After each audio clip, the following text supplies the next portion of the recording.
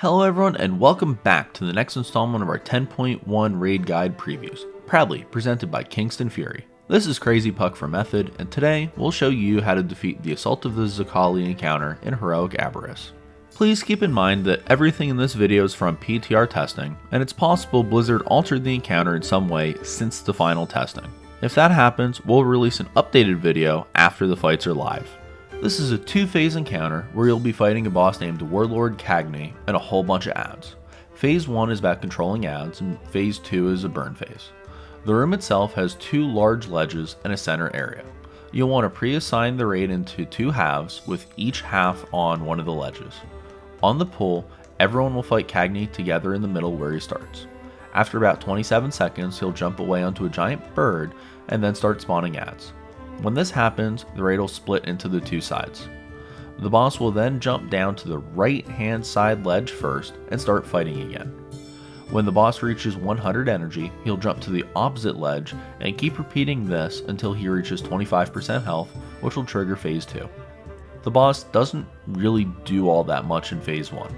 His main ability is smacking the tank with heavy cudgel, dealing massive physical damage in a frontal cone. Anyone hit will also take 15% increased physical damage for 15 seconds. This also causes a bunch of swirlies to appear. Don't stand in the swirlies. The frontal follows the tank, so the tank holding the boss just needs to stand there and take it, and everyone else moves. You'll also periodically have red swirlies spawning called Arbalist Firebolts. Just dodge these. When the boss jumps to the opposite platform, he'll always land in the exact middle of it, dealing a chunk of damage to anybody he lands on. This will also spawn lines of swirlies emanating out from the landing point, so don't stand in swirlies. While you're dealing with the boss jumping back and forth, you'll also have constant waves of ads. There's 4 different types. Flamebound Huntsmen will put red circles around random players. After a few seconds, they'll hit the targets with a spear, dealing moderate damage to anyone within the circle. This will also leave behind the spear on the ground, which then gets a swirly around it and explodes after a few more seconds. Don't stand in other people's circles, and don't eat swirlies. If you're targeted by a spear, move away a bit from the group so everyone else has an easier time dodging. Obsidian Guards will cast Scorching Roar, which pulses for mild damage to anyone within 25 yards every half second, doing 3 total pulses. You'll see an animation around the guards, so dodge this if you can, but honestly melee probably don't even need to run out. They'll also cast Volcanic Shield, putting a line on a random player, then shooting a fire beam at them. Aim this away from the group and make sure no one but the target gets hit. Magma Mystics spawn with a very large shield called Molten Barrier. While this barrier persists, it pulses for raid-wide damage every 4 seconds and increases the Mystic's damage by 15% per pulse. Breaking this shield is always going to be top priority, so whenever Mystic spawns, start attacking it ASAP. Aside from this, they'll cast Magma Flow, throwing lava at a random person for mild damage and applying a 15-second dot. This dot can and should be dispelled. Their last ability is Lava Bolt, which just throws a bolt of fire to a random person. This can be interrupted. The last ads are called Zaqali Wall Climbers. These guys don't attack you, and instead run towards the door that's in the middle of the room. If they reach the door, they'll punch it, causing a massive explosion that'll wipe the raid. Keep these things slowed and just cleave them down as they come. Once the boss reaches 25% health, he'll get mad, jump to the middle of the room, and cast Desperate Immolation at the flying bird. When the channel completes, the boss heals for 10% health and starts taking for mild fire damage to the raid every 4.5 seconds for the rest of the fight. Lust as soon as he's done casting, and bring any ads that are still alive onto the boss for cleave. During this phase, his heavy cudgel ability is upgraded to Flaming Cudgel.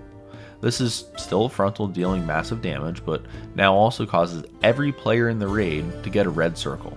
Flames will shoot at each player, exploding for moderate damage within each circle. You'll just want everyone to spread out for this, or people will die. At 100 energy, he'll cast Catastrophic Slam towards the door, dealing massive damage split between everybody hit. You'll want at least 10 people soaking each Catastrophic Slam. If not enough people soak the slam, it'll trigger the door to explode and wipe the raid. However, soaking applies a debuff causing you to take 75% increased damage from subsequent slam soaks, so don't soak twice. Rotate healing cooldowns as needed to keep the raid stable, and nuke the boss. As a note, on PTR during Phase 1, each ledge has rocks that spawn on the ground at the location of the swirlies caused by Heavy Cudgel. You're able to click the rock to pick it up, giving you an extra action button. While you're carrying the rock, you'll see yellow arrows around the edge. If you run to an arrow and click the extra action button, you'll throw the rock, and doing this will prevent one ad from reaching the ledge. So this allowed you to significantly reduce how many ads you actually end up fighting. At the time of writing, these rocks aren't mentioned in the dungeon journal at all, so it's unclear if they were removed or not. If they exist, we highly recommend using these rocks to reduce the number of ads you have to fight. That is, unless your raid is full of people who are focused on parsing, in which case let the ads come and cleave them down. If you enjoyed this guide, remember to like it and make sure you're subscribed to the channel to catch all of our previews, guides, kill videos, and more. A big thank you again to Kingston FURY for making guides like these possible. From everyone here at Method, have a great day, and we'll see you next time.